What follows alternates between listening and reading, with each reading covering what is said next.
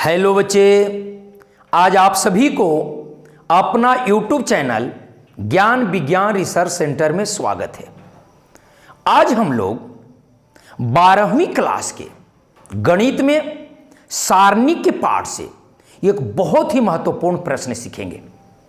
हमने पिछले क्लास में सारणी की सहायता से त्रिभुज का क्षेत्रफल निकालना बिल्कुल आसान तरीका से सीखा था और आज हम लोग दो बिंदु के मिलाने वाली रेखा का समीकरण निकालना सारणी की सहायता से हम लोग सीखेंगे।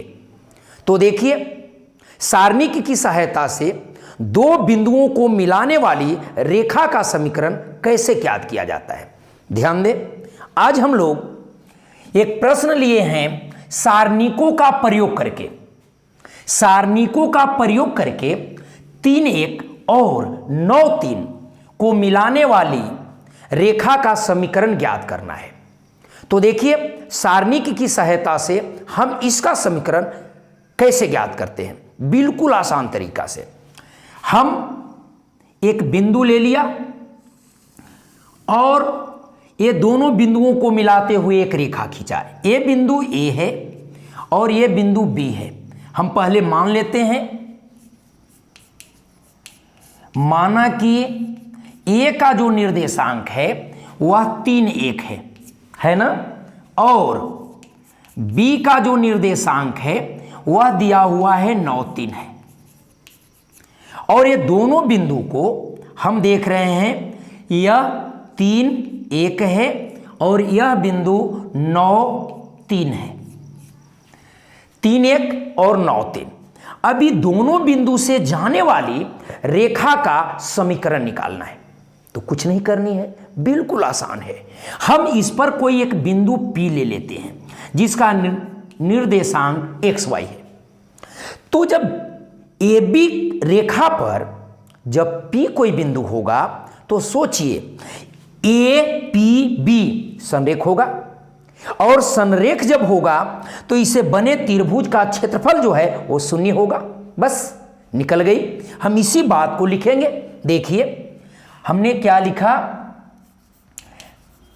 AB पर PXY लिया है। AB पर PXY लिया है, इसलिए क्या हो जाएगा, APB संरेख है। इसलिए त्रिभुज APB का क्षेत्रफल, जब ये संरेख है तो इससे बने जो त्रिभुज है इसका क्षेत्रफल 0 होगा। और हम जानते हैं सारणी की सहायता से हमने त्रिभुज का क्षेत्रफल निकालना पहले सीखा है। इसके लिए हम लोग क्या करते हैं, 1/2 और सारणिक में दिए गए मान को बैठा देते हैं। भुज को पहला स्तंभ में लिख देते हैं। तो इसका भुज 3 है, इसका x और उसका 9, ठीक है ना। और फिर कोटि को दूसरे स्तंभ में लिख देते हैं। तो देखिए, 1 है, पीछे वाला को बीच में लिख दीजिए, 1y3 और पीछे से 1 लगा करके सारणिक को बंद कर देंगे। बराबर हो गया 0। अब देखिए 1/2। अब हम छोटे छोटे सारणिकों में कन्वर्ट करेंगे। अब 3 को यदि हम लेते हैं तो यहां आ जाएगा, 1 कट जाएगा, 3 से A साइड और A साइड कटेंगे तो छोटा सारणिक बनेगा y131, ठीक है। जब 1 को लेंगे तो चिन्ह माइनस हो जाएगा, क्योंकि ये प्लस है तो ये माइनस, फिर ये प्लस। तो इसको जब लेंगे तो ऐसे कटेगा, x191 होगा। फिर जब 1 को लेंगे तो देखिए 1 कट जाएगा, तब हो जाएगा xy और फिर 9-3 और A बंद हो गया, ये 0, ठीक है ना। अब देखते हैं हम लोग 1/2।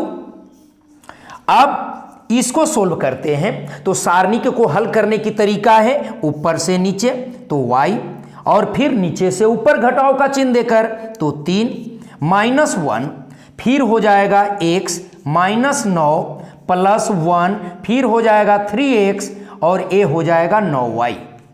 ठीक है ना, बराबर 0। यदि हम इसको उधर ले जाते हैं तो इधर जब 2 है भाग में तो उधर होगा गुना में, और 0 में यदि 2 से गुना करते हैं तो 0 ही हो जाएगा। तो क्या हो जाएगा 3, a हो जाएगा y -3 फिर -1 x घटाओ 9 प्लस 1 3x घटाओ 9y, ये हो गया बराबर हो गया 0। अब हम लोग इसको गुना कर देते हैं तो 3y -9 x माइनस माइनस है इसलिए प्लस हो जाएगा 9 प्लस 3 से गुना करेंगे इसमें 1 में तो 3x और इससे गुना होगा तो -9y बराबर 0 है ना। हाँ, अब क्या होगा देखते हैं कि 3y यहां है और यहां है 9y, ये प्लस में है ये माइनस में है तो घट जाएगा, यहां हो जाएगा -6y। ये देख रहे हैं x माइनस में है और ये प्लस में है तो 3x में से ये वो x घट जाएगा तो +2x हो जाएगा। अब देख रहे हैं कि ये 9 है और ये भी 9 है, प्लस माइनस है तो कट गया बराबर हो गया 0। अब हम इसको अगर सजा कर लिखते हैं तब हो जाएगा 2x माइनस 6y बराबर 0। अगर हम 2 से भाग दे देते हैं तब हो जाएगा x माइनस 3y बराबर 0। यह रेखा का समीकरण है। अभी हमने सारणिक की सहायता से दो बिंदु के मिलाने वाली रेखा का समीकरण निकालना सीखा, बिल्कुल आसान तरीका से। ये दो बिंदु था 3 1 9 3, इसके मिलाने वाली रेखा का जो समीकरण हमने निकाला सारणिक की सहायता से वो आया x माइनस 3y बराबर 0। तो चलिए आज हमने बिल्कुल सरलतापूर्वक दो बिंदु के मिलाने वाली रेखा का समीकरण निकालना सिखाया सारणिक की सहायता से, सारणिक के प्रयोग से।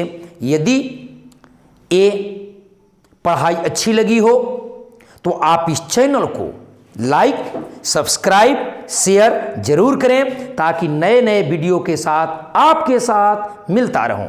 धन्यवाद।